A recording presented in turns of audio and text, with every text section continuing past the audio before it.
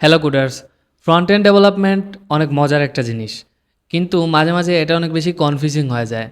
এই যেমন ধরেন হঠাৎ করে কোনো একটা ফিচার কাজ করতেছে না, বা নতুন একটা প্রজেক্টে অ্যাসাইন হইলে সেই প্রজেক্টের স্ট্রাকচার কোড বেস বোঝা, তারপরে রেসপন্সিভ ইস্যুস, এইগুলা মাথা ব্যথা দূর করার জন্যই Napa extra for front end developers সিরিজটা আমি শুরু করতে যাচ্ছি।